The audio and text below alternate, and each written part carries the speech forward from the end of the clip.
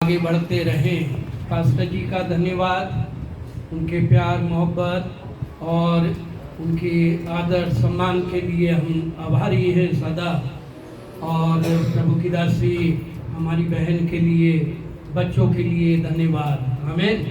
दोनों बेटों के लिए, बेटी के लिए। और सच में बहुत खुशी होती है ना, जिस छोटे से पौधे को हम अपनी बगिया में, अपने आंगन में, है ना, अपने समक्ष लगते हुए देखते हैं।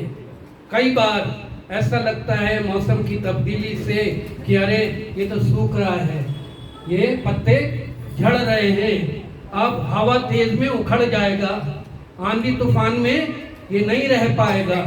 लेकिन प्रभु का धन्यवाद, हालेलुया। जो यहोवा की व्यवस्था पर ध्यान लगाता है वह उस वृक्ष के समान है जो बहती हुई नालियों के किनारे लगाया गया है, जो अपनी ऋतु में फलता है, अपनी ऋतु में फलता है, जिसके पत्ते कभी मुरझाते नहीं। आमीन। धर्मी लोग ऐसे ही स्थापित किए जाते हैं। धर्मी जन उस वृक्ष के समान, लबानोन देवदार के समान, खजूर के समान, वैसे ही प्रभु ने अपने दास, उनके परिवार को हमारे समक्ष, हमें देखते देखते यहाँ तक उनको पहुँचाया है। Hallelujah, hallelujah. मैंने उनका संपूर्ण सेवकाई हमारे सामने हमने देखी है, फलवंत होते हुए। उनको कष्ट और संकट, विरोध, निंदा, कमी घटी, हर एक परिस्थितियों में स्थिर और अटल बने हुए रहते हुए देखा है। आमीन, हालेलुया। प्रभु ने अनुग्रह किया और पास्टर जी ने हमसे कहा कि आप दोनों आए, तो हम दोनों आए हैं। मेरी पत्नी भी आई है।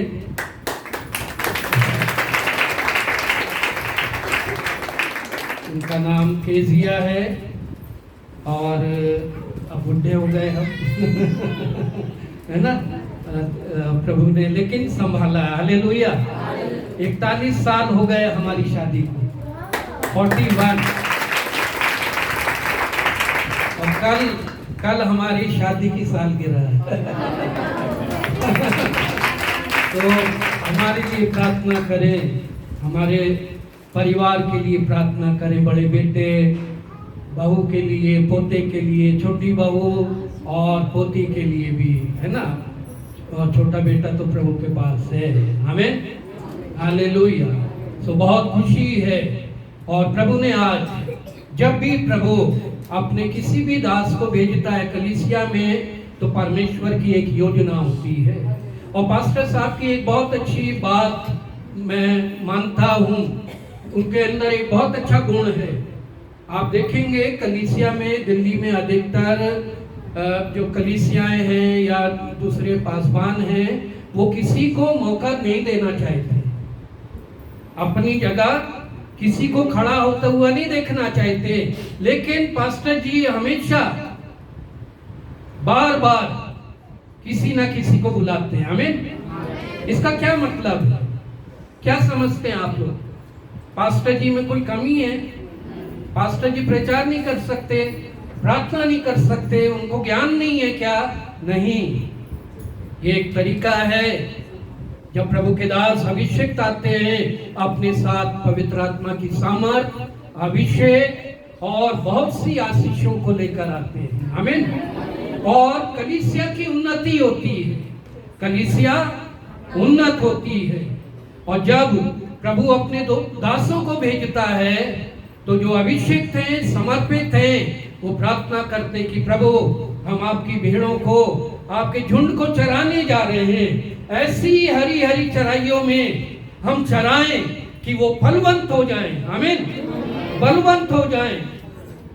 हरी हरी चराई, भेड़ अच्छी घास खाएं, शीतल जल पिए और स्वस्थ हो जाएं। हम यही प्रार्थना करके कहीं भी जाते हैं। तो प्रभु का धन्यवाद। प्रभु ने जो वचन आज हमारे लिए दिया है, जो रोटी, आत्मिक रोटी, उसमें जब हम सहभागी होंगे निश्चय प्रभु हमसे बात करेगा। आमीन, हालेलुया, हालेलुया। प्रभु हम धन्यवाद देते, अपने आत्मा प्राण देखो आपकी वेदी पे समर्पित करते हैं।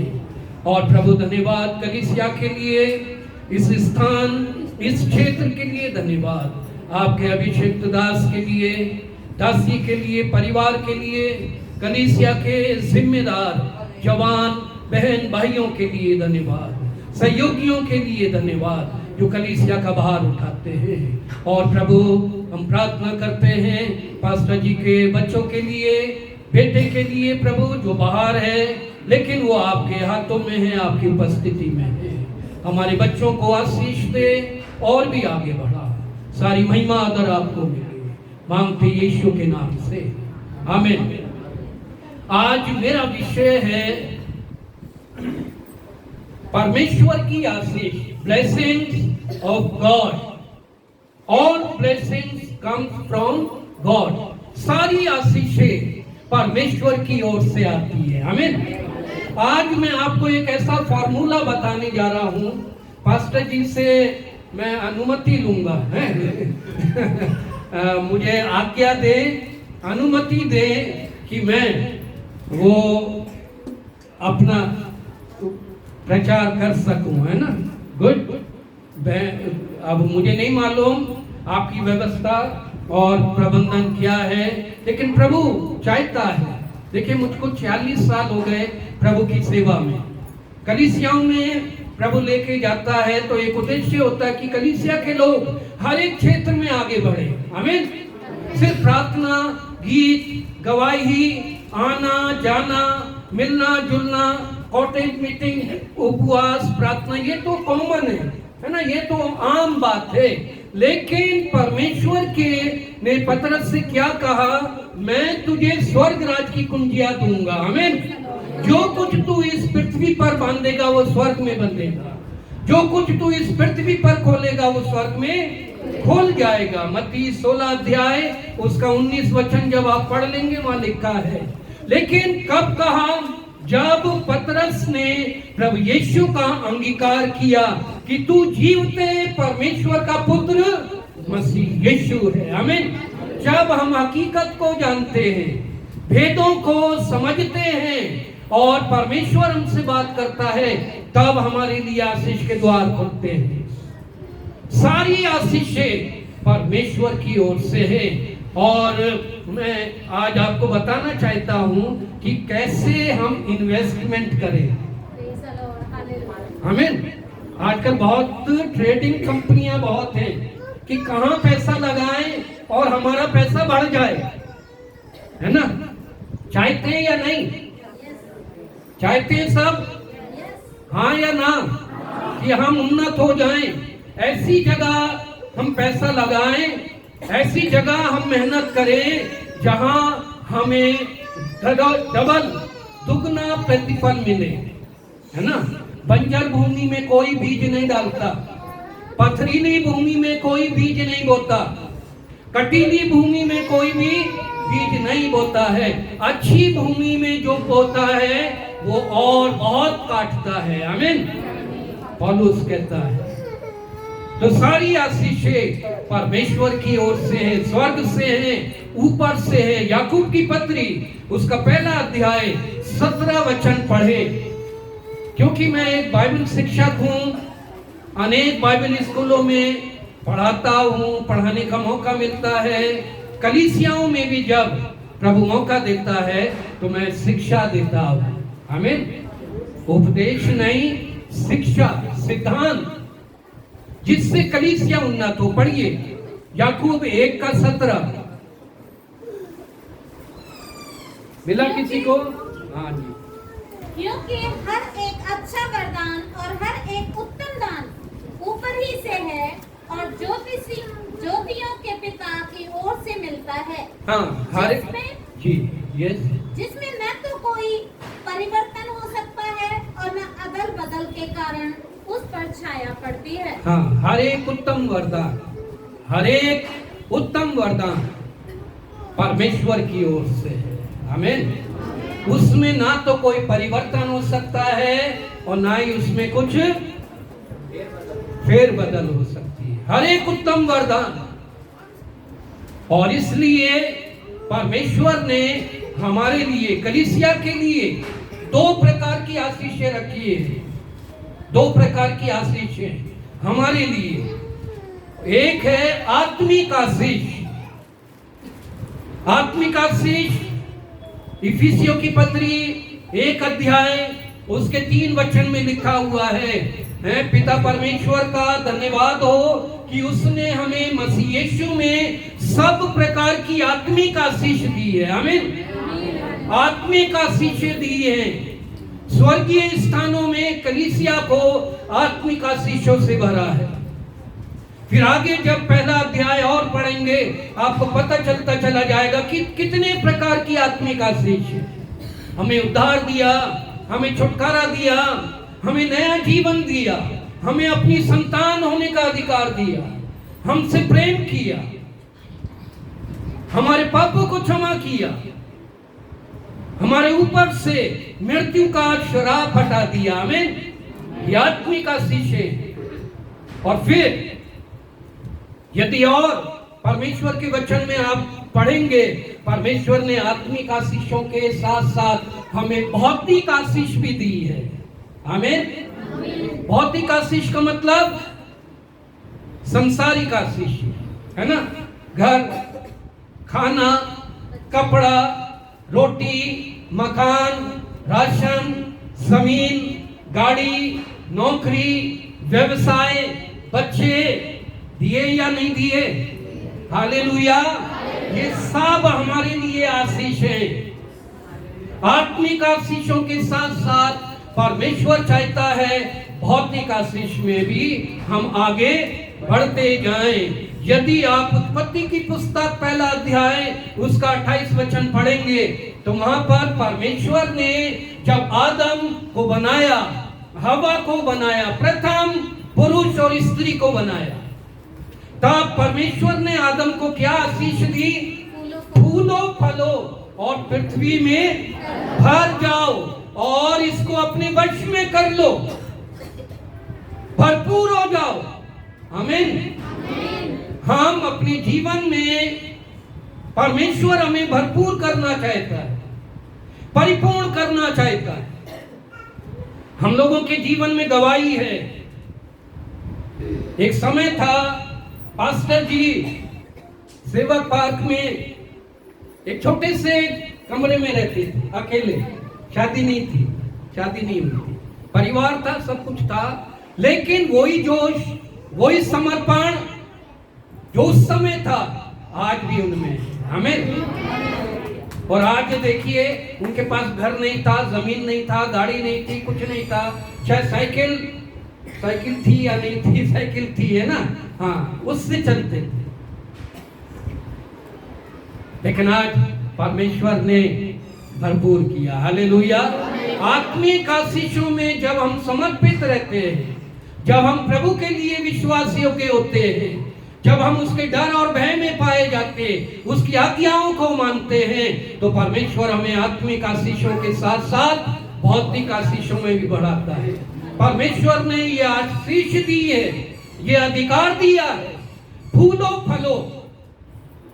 कई बार बहुत से लोग कहते हैं क्या करें पादी साहब, हैं अभी मैं वो बताऊंगा मूल मंत्र, ये क्या करें, रुकता ही नहीं है, बचता ही नहीं है, कहाँ चला जाता है, डॉक्टरों में चला जाता है, यहाँ चला जाता है, वहाँ चला जाता है, पुलिस वालों के पास चला जाता है, वकीलों के पास चला जाता है, कहीं नहीं जाएगा। हालेलुया। अगर जो तरीका परमेश्वर का वचन बताता है, परमेश्वर ने हमें दिया है। क्या लिखा है भजन संहिता 128 के वचन में? तू अपनी कमाई को तू खाएगा, शैतान नहीं खाएगा, तेरा पड़ोसी नहीं खाएगा, और कोई दूसरा नहीं खाएगा, तू अपनी कमाई को खाएगा। यह आशीर्वाद है। आमीन। और इस आशीर्वाद को हमें लेना चाहिए। जो रुकावटें हैं, है ना, आप रोटी बनाते हैं, कई बार मैंने देखा, हाँ, चुपके से बंदर उठा के ले गया किसी की रोटी, चूहा खा गया रोटी, कॉकरोच घुस गया, होता या नहीं? कई बार टिफिन चोरी हो जाता है स्कूलों में, कई बार हमारी जेब कट जाती है। हमने महीने भर कमाया, मेहनत की, पसीना बहाया और हमारी जेब कट गई, शैतान ले गया। खामखा हमारा पैसा इधर उधर जा रहा है। परमेश्वर चाहता है तू अपनी रोटी खा, आमीन। तू अपनी कमाई को खाएगा, कोई दूसरा छीनने ना पाएगा। आदम को परमेश्वर ने यही आशीर्वाद दिया। परमेश्वर ने जब अब्राहम को बुलाया उत्पत्ति 12 अध्याय में, तब परमेश्वर ने अब्राहम से क्या कहा?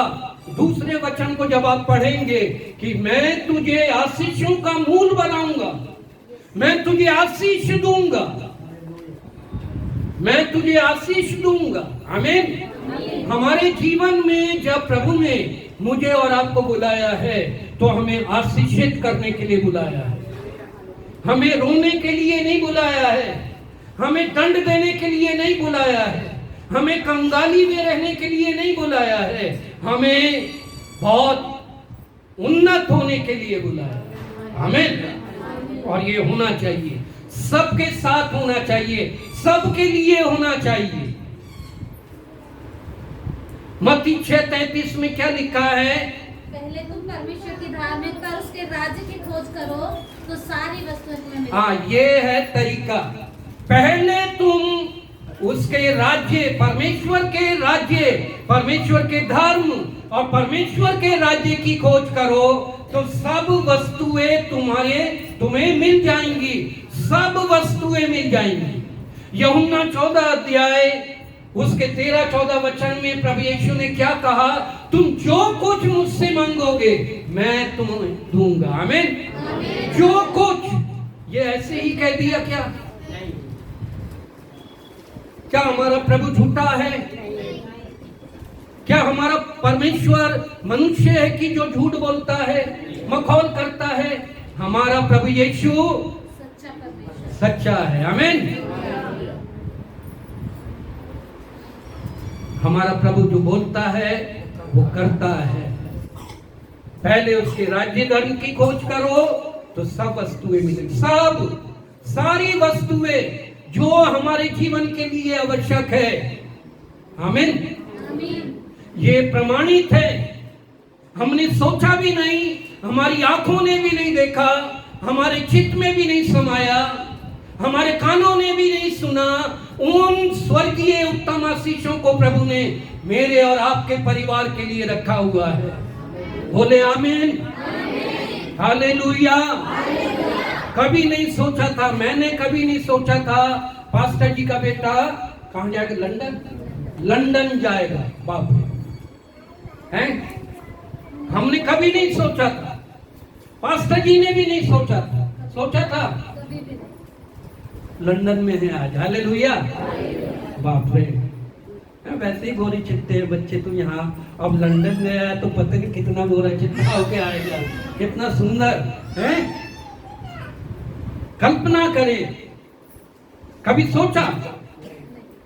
परमेश्वर ने उपाय किया है, परमेश्वर ने उन बातों को हमारे लिए, हमारे बच्चों के लिए रखा है। इसलिए अपने बच्चों को समर्पित करें, अपने बच्चों को चर्च में लाएं, अपने जवान बेटे बेटियों को प्रोत्साहित करें, उन्हें श्रापित ना करें, उन्हें श्राप ना दें। गलतियां होंगी, कमजोरी होगी, निर्बुद्धिता होगी, उनमें दुर्बलताएं होंगी, नासमझी होगी, लेकिन कभी भी उन्हें श्रापित ना करें, आमीन। उन्हें आशीष दें, उनके लिए प्रार्थना करें, उन्हें प्रभु के हाथ में दे। तुम जो कुछ मेरे नाम से मांगो, हम किसके नाम से मांगना चाहते हैं? कौन सा नाम हमें दिया गया है? हमें वो नाम दिया गया है जो सब नामों में उत्तम है, जो सब नामों में ऊंचा है। कौन सा नाम जप रहे हैं हम? यीशु ही नाम जपिएगा, हालेलुया। और कोई दूसरा नाम ना तो आसमान मनुष्यों के बीच में, ना इस पृथ्वी पर, ना आसमान के नीचे कोई दूसरा नाम नहीं है, केवल यीशु का नाम, सर्वोत्तम, सर्वश्रेष्ठ, सर्व सामर्थी, जीवनदायक नाम, उद्धार देने वाला नाम यीशु का नाम है। बोले यीशु मसीह की हालेलुया। मेरे नाम से जो मांगोगे, हम यीशु के नाम से मांगे, हमारा परमेश्वर, यीशु का पिता, हमारा परमेश्वर जो स्वर्गों के स्वर्ग में विराजमान है, वो अपने पुत्र के नाम की महिमा करता है। पुत्र के नाम का बेइज्जत नहीं होने देता। जो उसके पुत्र का नाम लेगा वो उद्धार पाएगा, छुटकारा पाएगा। आमीन, आमीन। परमेश्वर ने अब्राहम को की संतान को आशीष दी। आज भी वो इस्राएल देश देखिए छोटा सा है, लेकिन दुनिया के बड़े बड़े देश उससे डरते हैं। जितना भी टेक्नोलॉजी है, जितना भी साइंस है, सब इस्राएल के हाथ में है। ये जो मोबाइल वगैरह और ये लैपटॉप और ये जितने इंस्ट्रूमेंट म्यूजिकल, सारी टेक्नोलॉजी इस्राएल की है। कोई कुछ नहीं बिगाड़ सकता। इतनी आशीष दी, इतनी बुद्धि दी। हालांकि वो प्रभु यीशु को ग्रहण नहीं किए, लेकिन फिर भी वो आशीष बनी हुई है। वैसे ही परमेश्वर ने कलीसिया को आशीष दी,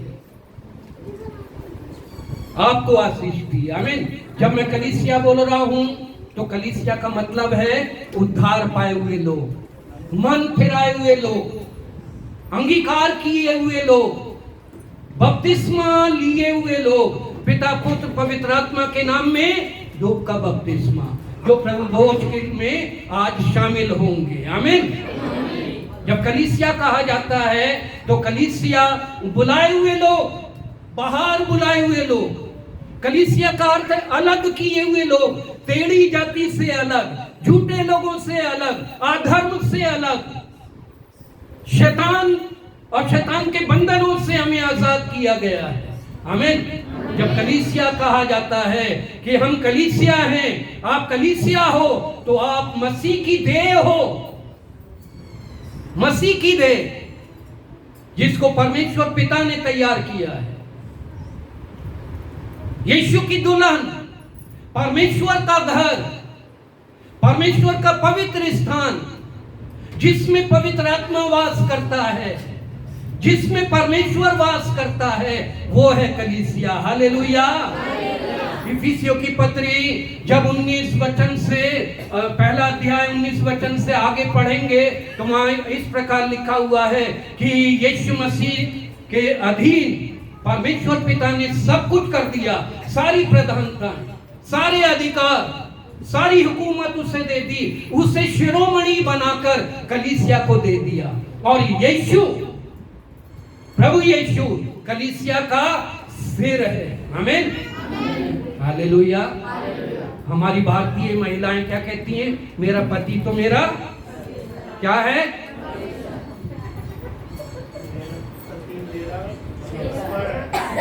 मेरा देवता है। और देवताओं की हरकतें देखिए, राक्षसों जैसी हरकतें, और देवता है। भारत में उसकी उम्र बढ़ाने के लिए करवा चौथ सब है। राक्षस की उम्र बढ़ाने के लिए भी कल रावण को जलाया, बेचारे को हजारों सालों से जलाए जा रहे हैं, लेकिन रावण भी अपने आप में इतना बलशाली है, हर साल खड़ा हो जाता है। जला के दिखाओ। और जबकि किसी की भी बहन बेटी को नहीं छेड़ा उसने, एक की भी बहन बेटी को नहीं छेड़ा, ना उठाया, और जबरदस्ती जला रहे। असली से तो भिड़ नहीं सकते। असली रावण आ जाता ना, और आ गया तो बक्कल उकाड़ देते। इतना ताकतवर ज्ञानी जैसा कहा जाता है, हम नहीं मानते। ये तो मन गढ़ंत बातें, द्वंद कथाएं हैं, बहलाने के लिए भारत में चला रखी है। धर्म कर्म कर दिया, लोग व्यस्त रहे और उनकी दुकान चलती रहे। खैर, मेरा पति तो मेरा, बोलिए क्या है? मेरा पति मेरा देवता है। सच में मेरी एक भाभी बहुत अच्छी, अभी भी जिंदा है बेचारी, लेकिन बुरी हालत है अभी। पहले बहुत अच्छी थी, सुंदर। जब शादी आदि हुई उस समय मैंने देखा, कई साल के बाद मैं गया अपने घर मेरठ, मैंने देखा वो ऊपर से नीचे तक जली हुई। मैंने कहा क्या हो गया भाभी? बोले कुछ नहीं है, इसके कारण हुआ। मैंने कहा किसके? बोले तुम्हारे भैया के कारण। क्या हो गया? बोले सुनते ही नहीं। तो मैंने कहा नहीं सुनते तो ये क्या हुआ? बोले मैंने अपने ऊपर मिट्टी का तेल डाल के आग लगा। अरे मैंने कहा इस निकम्मे के ऊपर डालनी थी, इसको आग लगानी थी, खुद को क्यों लगाई? ये तो हालत है हमारे भारत की महिलाओं का, उनकी मानसिकता को गिरा दिया है, उन्हें बंधनों में डाल दिया, डर के मारे, डराकर, भयभीत करके, रीति रिवाज, धर्म कर्म में। आमीन। बाइबल ने समानता दी है। आमीन। परमेश्वर ने जब आदम को बनाया, हवा को बनाया, तो क्या कहा? मैं इसके लिए एक सहायक बनाऊंगा जो इससे क्या करे? मेल खाए, इक्वलिटी हो। ना तो सर से बनाया, ना पैर से बनाया, पसली से बनाया, इसलिए अर्धांगिनी कहा गया। आधा अंग, आधे हिस्सेदार। हालेलुया। परमेश्वर ने कलीसिया को आशीष दी। कलीसिया मसीह की देह है, मसीह कलीसिया का सिर है, और परमेश्वर चाहता है कि हम और भी आशीष हो जाएं। परमेश्वर ने इस्राएलियों को आशीष देने के लिए, मैंने कहा था ना कि मैं एक फॉर्मूला बताऊंगा, आज इन्वेस्ट करेंगे, है ना? पैसा जितना लगाएंगे बढ़ता जाएगा, और मैं प्रमाणित करूंगा। अगर ना बढ़े बताइएगा, निश्चय बढ़ेगा। लेकिन हमें कुछ बातों को अपनाना पड़ेगा और कुछ बातों को हमें छोड़ना पड़ेगा, बंधनों से आजाद होना पड़ेगा। पढ़िए निर्गमन 35 अध्याय, जल्दी से मैं विषय को आगे बढ़ाता हूं। 35 अध्याय निर्गमन 4 वचन पढ़िए।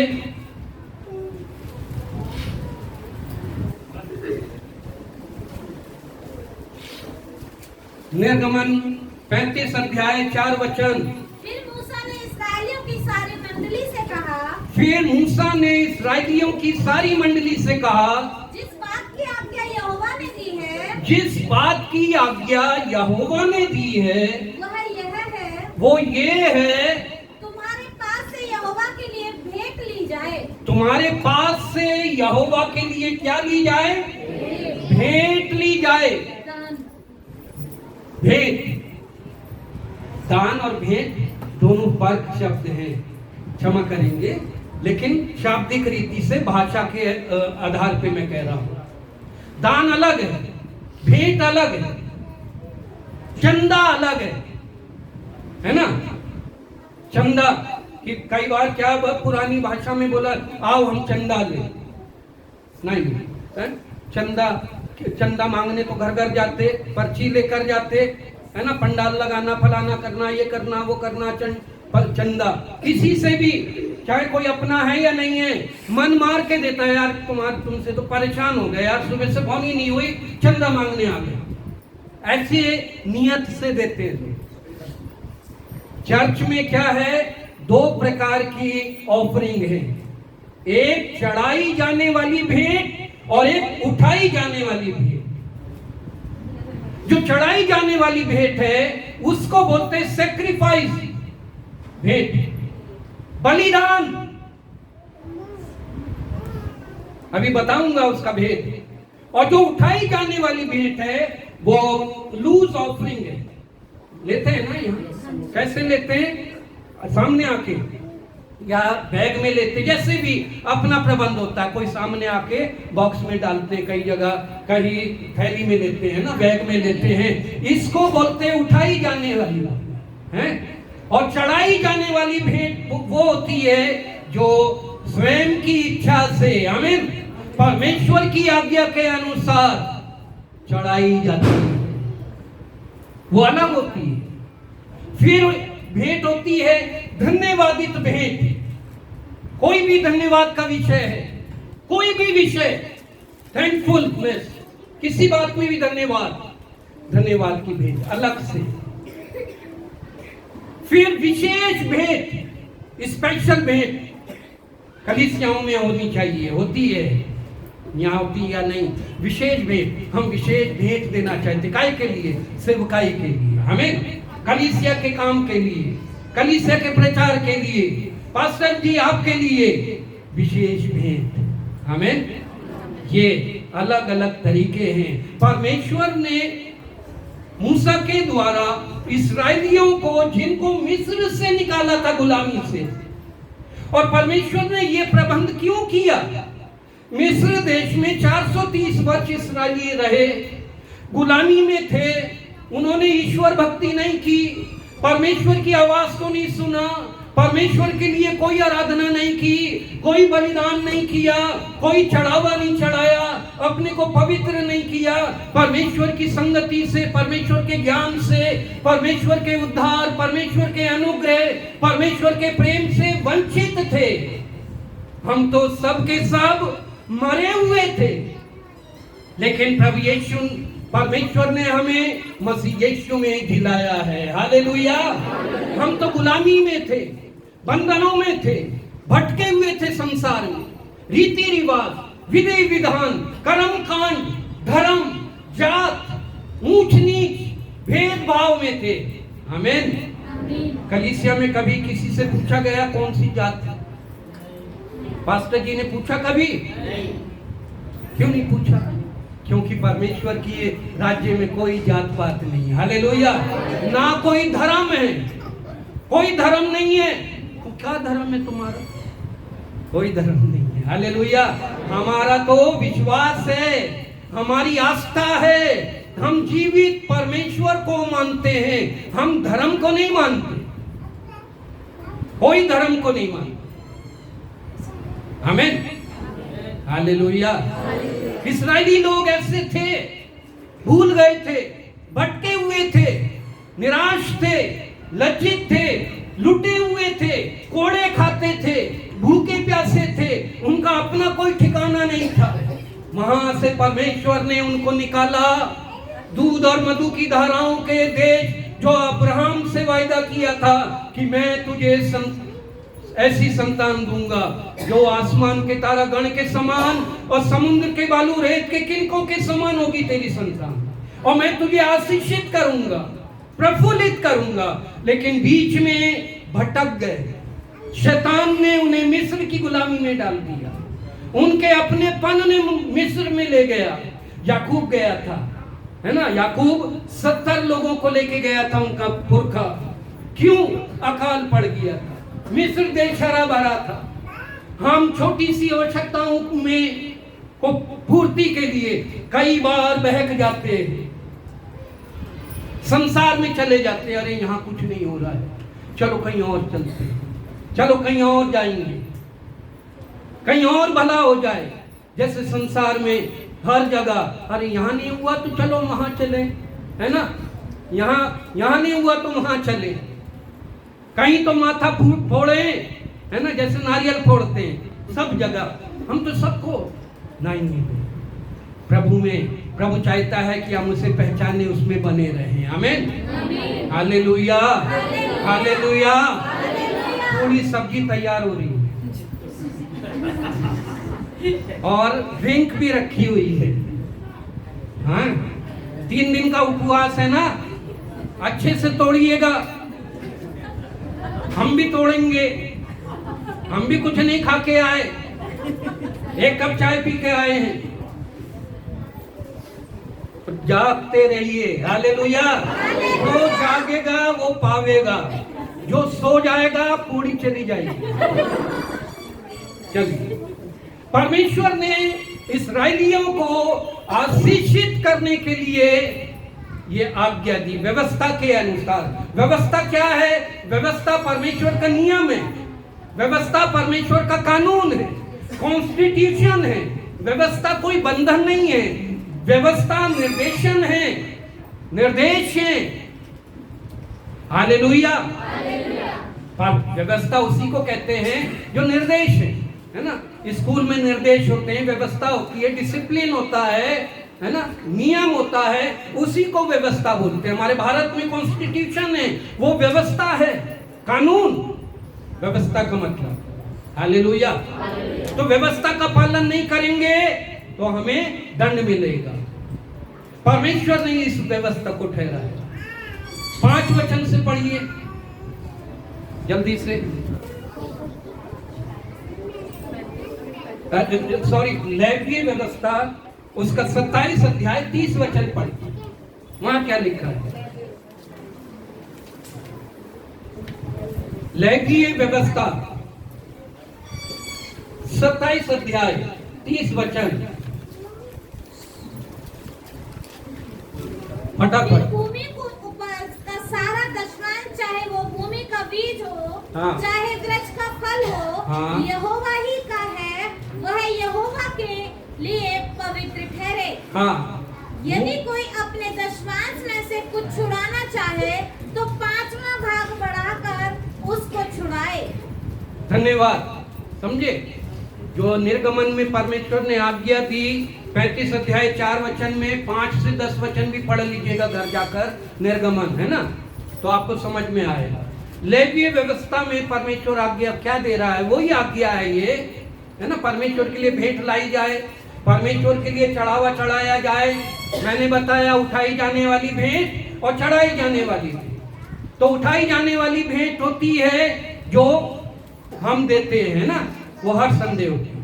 लेकिन जो चढ़ाई जाने वाली भेंट होती है वो वर्ष में एक बार चढ़ाई जाती थी, फसह के दिन। आमीन। फसह के पर्व पे मेमना बलिदान किया जाता था। मेमना निर्दोष हो, पहले वर्ष का नर हो, 14 दिन उसको अलग किया जाए, तब उसका बलिदान हो, उसमें कोई ऐब ना हो। आमीन। वैसे ही ये जो दशमांश है वो रोज रोज नहीं चढ़ा सकते। वहां पर आगे पढ़ेंगे तो वहां लिखा है, जब पौलुस कहता है महीने में पहले रविवार को जब मिलती है कलीसिया, जब प्रभु भोज होता है, तब तुम्हारे पास प्रभु को चढ़ाने के लिए जितना भी तुमने कमाया है उसमें से विशेष भाग अलग किया हुआ होना चाहिए। आमीन। अब परमेश्वर ने आज्ञा दी। हम सब नहीं कमाते, लेकिन हमारी बहनें, हम तो नहीं कमाते, हाउसवाइफ मतलब निकम्मी हैं, हाउसवाइफ मतलब बिल्कुल नालायक। अरे आदमी 8 घंटे काम करता है, औरत 24 घंटे काम करती, काहे की हाउसवाइफ मालकिन है। कपड़े वो धोए, पोछा वो लगाए, झाड़ू वो लगाए, सब्जी वो लाए, राशन वो खरीदे। आदमी तो जाता है सुबह टिफिन लेके, शाम को खाली टिफिन लेके आता है, पैर पसार के पड़ जाता है, पैर दबाओ, पानी दो, चाय दो, खाना दो। मेरा पति तो मेरा है। औरत, लेडीज, हाउसवाइफ बोले तो हाउसवाइफ मतलब महारानी, मां लक्ष्मीबाई, है ना। लक्ष्मीबाई, कोई देवी क्या नाम नहीं लिया मैंने, कहीं आप बोले दुर्गा, काली, ना ना वो नहीं, चंडी, ना ना चंडी पंडी नहीं, लक्ष्मीबाई बोल सकते हैं, इंदिरा गांधी बोल सकते हैं। जो अच्छी महिलाएं हैं, मदर टेरेसा बोल सकते हैं अपने आप को, मरियम बोल सकते हैं, सारा बोल सकते हैं, है ना। 24 घंटे काम करती, बच्चों को पैदा करे, बच्चों को पाले, बच्चों को नहलाए, बच्चों के लिए सब कुछ करे। तो क्या आदमी से पूछो, अच्छा आप? हाँ मैं बैंक में मैनेजर, और ये मेरी पत्नी क्या है? हाउसवाइफ। अबे गधे, वो तो सारा संभाल रही है। हालेलुया। और मेरा अनुभव है 40 वर्ष का सेवकाई करते हुए, कोई भी ऐसी कलीसिया नहीं है जो बिना महिला की शुरू हुई। जिस कलीसिया में महिलाएं जागृत है ना, वो कलीसिया कभी मृतक हो नहीं सकती। आदमियों को देखे कैसे बैठे रहते, ताली भी नहीं बजती, गवाही भी नहीं देते, प्रार्थना भी नहीं करते, हैं? देखिए, बाहर गए तो शेर सिंह, है ना, नहीं घर में आए तो शेर सिंह एकदम, और बाहर गए तो चूहा। माफ करिएगा भाई लोग, ये तो मैं मजाक कर रहा हूँ, हंसा रहा हूँ आप लोग, है ना, मनोरंजन, ताकि जगह बन जाए थोड़ी सब्जी की,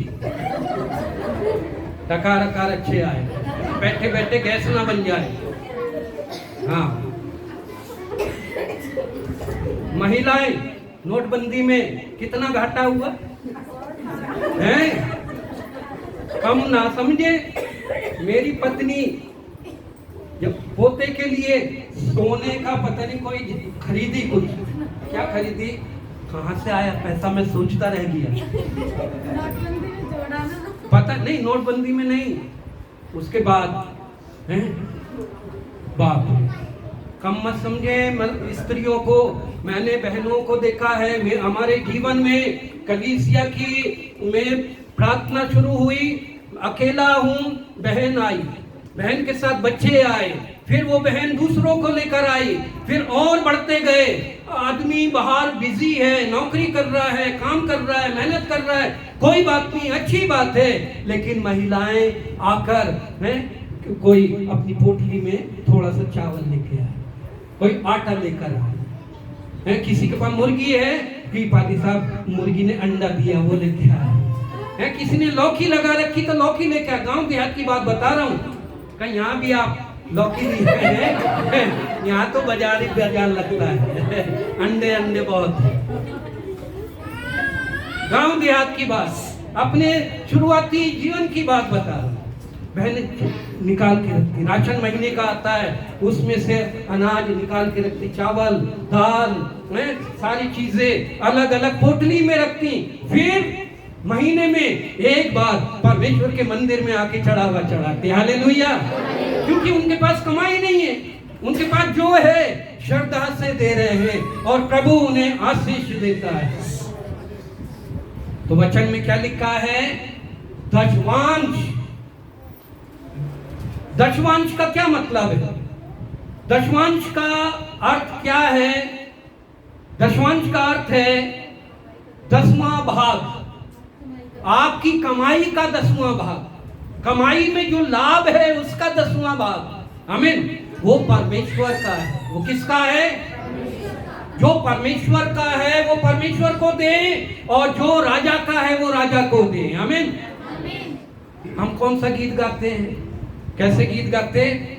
सब मैं देता हूं, देते सब, सब मैं देता हूं, सब मैं देता हूं, यीशु को ही सब कुछ देता, सब कुछ करता हूँ कुर्बान। क्या वास्तव में करते हैं? गीत तो खूब गा रहे हैं, सालों से गा रहे हैं, मैं भी गा रहा हूँ, मैं भी गवा रहा हूँ, बेमतलब गाए जा रहे हैं, देता कोई नहीं है सब। फिर एक और फेमस गाना है, कलीसियाओं में गाया जाता है, उपकार की भेंटें अपनी प्रभु को चढ़ाना। कौन सा गाना गाएंगे? चंदे के दिन, है ना, ऑफरिंग के दिन समय उपकार की भेंटें अपनी किसको चढ़ाना है? करते उपकार किसी का? नहीं करते उपकार, लेकिन गीत तो गा रहे हैं। फिर और एक गीत गाते हैं, तन मन और धन अपने यीशु को सब कुछ, तन मन और धन तीनों चीज आत्मा प्राण दे दिया। तन मन धन दिया, कभी ना तो तन दिया, ना मन दिया, ना धन दिया, लेकिन गाए जा रहे हैं तन मन धन हमसे दो, हम दें जो हम सीख रहे हैं। अब है ना, एक बच्चा था, एक चुटकुला सुना, छोटा सा बच्चा, जैसे मान लीजिए ये छोटी गुड़िया सुंदर सी है ना, प्यारी सी, इस चंचल है ना, ऐसे ही चंचल बच्चा संडे के दिन मम्मी मम्मी ऑफरिंग के लिए पैसा दी, तो मम्मी ने दे दी 1 चवन्नी। फिर मम्मी से बोले मम्मी कुरकुरे के लिए भी, तो मम्मी ने 1 चवन्नी और दे दी। तो उस बच्चे ने 1 चवन्नी इस जेब में डाल दी और 1 चवन्नी इस जेब में डाल दी, और खेलता कूदता हुआ चर्च जा रहा है। रास्ते में ठोकर लगी तो जो एक चवन्नी थी वो निकल गई और घूमते घूमते घूमते घूमते गटर में चली गई। तो एकदम बच्चा देखे कितना चल रहा, बोले परमेश्वर वो देख तेरी चवन्नी जाए, बचा ले, वो तेरा चंदा जा रहा, बचा ले, मेरी तो सेफ है। ये हाल है हमारा जब हम प्रभु से आशीष तो पाना चाहते, प्रभु से भरपूरी पाना चाहते, लेकिन हम कंजूसी करते हैं, हम कटौती ही करते हैं, हम अन्याय करते हैं, हम धोखेबाजी करते हैं कई बार अपने साथ। तो कहां से हमें मिले? नहीं, इस बार रहने दे, किस्त जानी है, ईएमआई जाएगी। अरे तो टाइट ईएमआई अलग है, तुम चर्च का परमेश्वर का भाग ईएमआई में क्यों दे रहे हो? और डॉक्टर साहब को फीस देनी है? मेरे पास कई ऐसे, हजारीबाग बिहार में था, मैं हजारीबाग गए हैं ना कभी आप?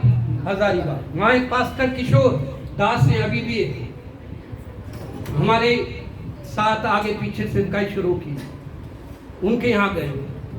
तो एक गांव में गए, वहां मीटिंग हो रही थी, कॉटेज मीटिंग। तो पादी साहब ने ऑफरिंग ले रहे, तो मैं आंख खोले हुए था, मेरा स्वभाव ऐसे आंख खुली थी, तो सब गाना गा रहे आंख बंद करके। तो वहाँ जो जिस घर में मीटिंग थी वो मुखिया अपनी जेब से 50 रुपये निकाला। ये 1987 की बात है, 1987 में 50 रुपया निकाला। रिटायर थे, बहुत पैसे, बहुत बड़ी कई एकड़ जमीन उनकी, 50 रुपये से निकाला ऑफरिंग के लिए। मैंने देखा पीछे से बहू आई, 50 रुपया खींचा, 5 रुपया थमा। सच में बच्चों को ज्यादा पैसा दें, हालेलुया। बच्चे समझ गए 5 पैसा डाल देना, 10 पैसा डालना, चिल्लर डालना नहीं। बच्चों को शुरू से सिखाएं, बच्चा डाले बड़ा पैसा। आप भले ही 25 पैसा डाल दो, कोई बात नहीं, लेकिन बच्चों को सिखाइए, हालेलुया। बच्चा तो है 5 पैसे में चल जाएगा, परमेश्वर खुश हो जाएगा 5 पैसे में, 10 पैसे में, 20 पैसे में, 50 पैसे में नहीं। ऐसी आदत बच्चों को ना डाले, हालेलुया। हमने अपने बच्चों को कभी ऐसी, हमने भले ही नहीं डाला, हमने उनको करारा नोट दिया। और ऑफरिंग के लिए डालने का जो पैसा होता था बिल्कुल साफ सुथरा, फटा पुराना नहीं, जो पनवाड़ी भी ना ले ऐसे फटे नोट डाल देते। खोटे सिक्के डालते कई लोग, जो कहीं ना चले वो चर्च में चल जाए। शर्म आनी चाहिए। और ये तो देखिए इस बार बाप रे, ऐसे नोट छापे हैं ऐसी क्वालिटी के, बिल्कुल एकदम कचरा, बिल्कुल बेकार क्वालिटी, बिल्कुल गल जाते हैं एकदम। अच्छा भाग प्रभु को दे, आमीन, हालेलुया। अब एक बहन थी, अभी अमेरिका में है, वो मिसेस चार्ल्स करके, चार्ल्स परिवार। एक बार मुझे अपने घर में बुलाए और बोलने लगे कि पादी साहब विशेष रीति से आप आइए, आपसे कुछ बात करनी है। मैं चला गया। उस समय उत्तम नगर में नाले पे मेरा चर्च हुआ करता था, सन 2001, 2, 3 की बात है। मैं गया, बहुत अच्छी बहन, अच्छा परिवार, उनके हस्बैंड अमेरिकन एम्बेसी में अच्छी पोस्ट पे। बोले पादी साहब मैं ये पूछना चाहती हूँ कि टाइट क्या होता है? तो मैंने बताया। तो मैंने कहा सिस्टर आप कैसे देते दशवान?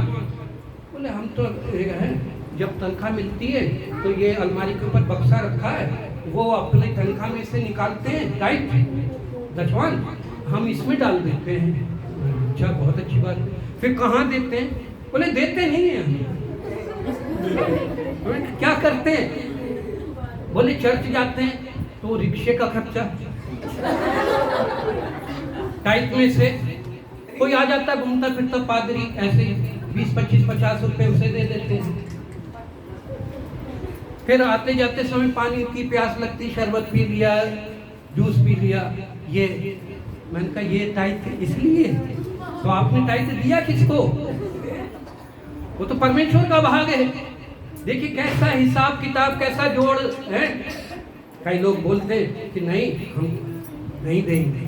कई गलत शिक्षाएं भी आ रही हैं, टाइप के विरुद्ध शिक्षाएं दे रहे हैं, ऑनलाइन शिक्षा दे रहे हैं, ये गलत है, आशीषों को रोक रहे हैं।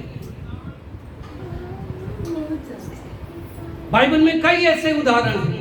यहूदा इस्करियोती का यीशु के साथ था, लेकिन पैसे का लोभी था।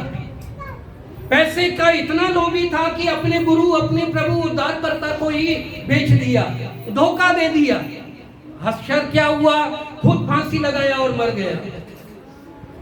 हन्ना सफीरा, प्रारंभिक कलीसिया के अच्छे लोग, कलीसिया के बाकी सब लोग अपना सब कुछ बेच बेच के पतरस, याकूब और यूहन्ना के पैरों पर रख रहे थे। इन्होंने भी देखा कि हम भी उंगली कटा के शहीदों में भागी हो जाएं, हमारा भी नाम आ जाए लिस्ट में, लेकिन मन पूरा नहीं था। मसीह बनना चाहते, कलीसिया में स्थान पाना चाहते, आदर पाना चाहते, वाहवाही लूटना चाहते, जरूर हन्ना सफीरा, लेकिन दिल से साफ नहीं थे। जमीन बेची, मकान बेचा, जो था बेचा। जब धन सामने आया, धन को देखते ही उनकी आंखों में लालच आ गया और उन्होंने क्या किया कि कुछ अपने लिए रख लेते हैं, कुछ। जब गए पतरस के पास, कलीसिया में गए, चढ़ाया, तो पवित्र आत्मा ने पहले कहा कि ये पूरा नहीं है। इन्होंने पवित्र आत्मा के साथ धोखा किया। उसी समय पति वहीं गिरा और मर गया। फिर थोड़ी देर के बाद पत्नी भी गिरी और मर गई। मैं डरा नहीं रहा हूं। आजकल तो अनुग्रह का समय है, परमेश्वर हमें मौका देता है। हम परमेश्वर की करुणा, परमेश्वर की दया को व्यर्थ में ना ले। हालेलुया। जो परमेश्वर का है वो परमेश्वर को दे। अब्राहम ने मलकीसेदेक को दशमांश दिया सबसे पहले। याकूब ने अपने मामा के यहां से लौट रहा है। याकूब 20 साल के बाद जब अपने बड़े भाई को धोखा देके भागा था, तो डर के मारे बेतेल में रुका, पत्थर का तकिया बनाया था। रात में दर्शन भी देखा कि स्वर्गदूत नीचे से ऊपर, ऊपर से नीचे आ रहे जा रहे हैं। तो वहां प्रतिज्ञा किया, प्रभु अगर तू मुझे आशीष देगा, फिर से मुझे बहाल करेगा, फिर से मैं लौट कर आऊंगा और मेरे जीवन को बचाएगा, तो मैं तुझे अपनी हर एक चीज का दशमांश दूंगा। ये वायदा कई बार हम भी करते हैं कि प्रभु, हमारा परमेश्वर लोभी नहीं है, लालची नहीं है, और ये मानसिकता निकाल दें, प्रभु मेरा काम कर दे, मैं ना भंडारा करूं चर्च में। ना ना, कभी नहीं होगा ये काम पूरा, क्योंकि भावना गलत है। हम लालच दे रहे हैं, रिश्वत देना चाह रहे हैं परमेश्वर को। सीधा बोले, हे पिता, हे स्वर्गीय परमेश्वर, मैं लाचार हूं, मेरा ये काम कर दे। आमीन। और जब काम हो जाए और आपको लगे कि आपके जीवन में काम हुआ है, आपको छुटकारा मिला, उद्धार मिला है, आपको आशीष मिली है, तब जो चाहें आप करें। आमीन। पहले से ना बोले मुझे बहुत लोगों ने लूटा है। एक भिखारी से पूछा गया, भाई कितना पैसा तुम्हारे पास, कितना कमाते? बोले कमाता तो बहुत हूं, लेकिन करोड़ों करोड़ लोगों के ऊपर मेरा उधार बाकी है। बोले कैसा उधार? बोले रोज जाता हूँ कि बाबूजी दे दो कुछ बच्चों के लिए, पेट खाने के लिए। बोले माफ करो। तो ऐसे माफ करते करते करोड़ों रुपए मैंने माफ किए हैं। करोड़ों लोगों के पैसे मैंने माफ कर रखे। वही हाल चर्च में भी हम करते हैं। याकूब 20 साल के बाद लौट रहा है, और जब उसे पता चलता है कि मेरा भाई एसाव 450 लोगों को लेकर, शूरवीर जंगली तीर कमान लेकर, शिकारी लोगों के साथ बड़ी फौज को लेकर आ रहा है, तब अपने बीवी बच्चों को, 2 बीवी थी और उसके कितने बच्चे थे? 13 बच्चे थे। एक लड़की दीना, 12 बेटे एक बेटी, 3 भागों में उसने अपने ग्रुप को बांट दिया कि कहीं मेरा भाई आके कत्लेआम करे, कोई तो बचे। लेकिन जब भाई आया, भाई का देखे दिन लुटा हुआ, धोखा खाया हुआ, उसने क्षमा कर दिया, गले लगा लिया, आलिंगन किया, चल मेरे साथ मेरे भाई। लेकिन ये जो परमेश्वर को जानता था, परमेश्वर का अनुग्रह देखा था, परमेश्वर का प्रेम पाया था, उद्धार पाया था, इसके दिल में कपट था, ये अभी तक छुटकारा नहीं पाया। तब इसने परमेश्वर से प्रार्थना की, तब परमेश्वर ने कहा मेरे लिए वेदी बना, आमीन, मेरे लिए बलिदान कर, जो वायदा किया था उसे पूरा कर। जो वायदा हमने प्रभु से किया है, क्या हम उसे पूरा कर रहे हैं? हम उसको पूरा करें, आमीन, हालेलुया, हालेलुया। निश्चय प्रभु चाहता है कि हम आशीषित हो जाएं, जैसे परमेश्वर ने लेवी व्यवस्था 27 अध्याय में मूसा को आज्ञा दी दशमांश देने के, 10वां भाग ईमानदारी से। भेंट अलग, धन्यवाद की भेंट अलग, उपकार की भेंट अलग, विशेष भेंट उपकार की वो अलग। लेकिन जो 10वां भाग हमारी कमाई, आप कुछ भी कमाओ, कैसे कमा रहे हैं? बेईमानी से नहीं, ईमानदारी से, खून पसीना बहाकर उसका निकालना शुरू करें, आमीन। मैं आपको 2 उदाहरण और देता हूँ, जीवित उदाहरण। चाहिए तो नंबर भी दूंगा, व्यक्तियों से मिला दूंगा। यहीं दिल्ली में एक परिवार आया, उत्तम नगर चर्च की बात है। भाई, लड़के का नाम दिनेश और उसकी पत्नी का नाम कंचन। बच्चे नहीं, 7 साल हो गए शादी, बच्चे के लिए परेशान, नौकरी नहीं, खाने तक को नहीं, चर्च में आने लगे। और फिर धीरे से पता चला वो लोगों से मिल रहे हैं, किसी से आटा, किसी से चावल, किसी से पैसा, घर घर जाकर मांग रहे हैं। जब मुझे पता चला, मुझे बहुत दुख हुआ कि अरे हमारे कलीसिया में कोई ऐसे भी व्यक्ति हैं। मैंने उन्हें बुलाया, क्या बात है? बोले पादी साहब कोई काम नहीं। मैंने उनको कोई काम दिलाया, छोटा सा काम। मैंने कहा एक बात, जो भी कमाओ, जितना भी कमाओ, कि कितना भी, ईमानदारी से प्रभु का भाग निकाल दो, फिर देखना चमत्कार है। मैं आपको बता रहा हूँ, पहला दशमांश उसने 120 रुपये दिया। और जब तक वो चर्च चला, जब ये लॉकडाउन हुआ, बेटा एक्सपायर हुआ, उस जगह हमें खाली करनी पड़ी, और तब तक अब आखिरी जो उसने ऑफरिंग डाला था, मुझे अच्छे से याद है, शायद 3200 रुपया डाला। और आज फेथ अकेडमी में उसकी बेटी पढ़ रही है। फेथ अकेडमी में वो इंजीनियर का काम कर रहा है, सारा कंप्यूटर वगैरह चला। उसकी बीवी भी, अपना घर, अपना सब कुछ है, हालेलुया। एक भाई और, नाम नहीं लूंगा, बड़े हैं, इज्जतदार हैं, वो जब चर्च में आए, विश्वास उधार पाए हुए, लेकिन भटक गए, कलीसिया में नहीं जा रहे। बीवी बीमार है, बिस्तर से उठ नहीं सकती, बेटा अपाहिज है, 15-16 साल का बच्चा चल नहीं पा रहा है। ऐसी अवस्था में घर में आया, यहीं जनकपुरी में रहते हैं। आगे तो वो छोटी सी कलीसिया शुरू हुई थी, तो वो क्या करते थे, जब चंदे का टाइम होता था, चंदा की थैली ले लेते, वो चंदे की थैली लेके चंदा लेने लगते थे, नहीं डालना ना पड़े। और उसका एक और रीजन था, बाद में मैंने क्या गौर किया, वो आखिर में चंदे में से कुछ निकाल देते थे।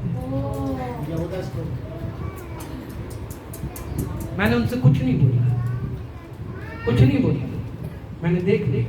मैंने क्या कहा, अगली बार आप बड़े हैं, रिस्पेक्टेड हैं, आपको छोटा नहीं बोला, हमारे बच्चे लोग चंदा नहीं, हमें, मैंने कभी नहीं बोला। फिर मैंने उनके लिए प्रार्थना करना शुरू किया। पत्नी चंगी हो गई, हालेलुया। बेटे को गोद में उठा के लाते थे, बेटा आज चल रहा है, बहुत अच्छा कमा रहा है। एक बेटी है, शादी हो गई, माँ बन गई, हालेलुया। वो भाई जो बंधनों में था, निराशा में था, कमजोरी में था, नहीं समझ पा रहा था, जब कलीसिया में आया, आज बहुत बड़ी कंपनी में, पब्लिकेशन कंपनी में बहुत बड़ी नौकरी करते हैं, हालेलुया। आज भी, और कम से कम उनकी उम्र हो गई है 72 साल की। गुजरात में बहुत बड़ी पब्लिकेशन में काम करते हैं और टाइट देना शुरू किया उन्होंने। हालेलुया। ये परमेश्वर कर सकता है हमारे जीवन में। हमें बंधनों से छुड़ाता है, हमें आशीष देता है प्रभु। हम विश्वासीय पे हो जाएं। पौलुस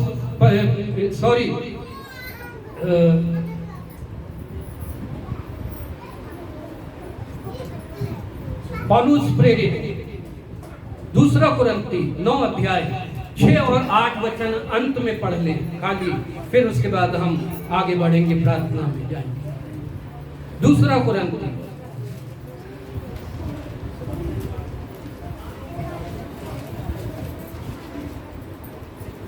कुरिन्ती 9 अध्याय 8। परमेश्वर सब प्रकार का अनुग्रह तुम्हें बहुतायत से दे सकता है, जिससे हर बात में और हर समय 6 से 8 9 अध्याय 6 से 8। सॉरी, परंतु बात यह है, जो थोड़ा होता है वह थोड़ा काटेगा भी, और जो बहुत होता है वह बहुत काटेगा।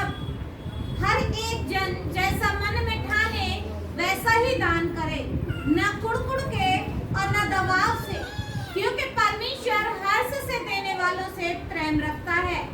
परमेश्वर सब प्रकार का अनुग्रह तुम्हें बहुतायत से दे। आमीन। हालेलुया। समझ गए? ये वचन बार बार पढ़े। विश्वास करने वाले लोग, कलीसिया के प्रमुख लोग, भाई और बहन, जो जितना बोएगा उतना काटेगा। हमें जो दे खुशी से दे, खुले मन से दे, कुड़ के ना दे, डर के मारे ना दे, बंधन में बंध के ना दे, खुशी से दे। परमेश्वर ऐसे देने वालों से खुश होता है। आमीन। कभी ये ना सोचे कि अगर दे देंगे तो हमारा क्या होगा, आपका बहुत भला होगा। आमीन। और परमेश्वर सारे बंधन खोलेगा।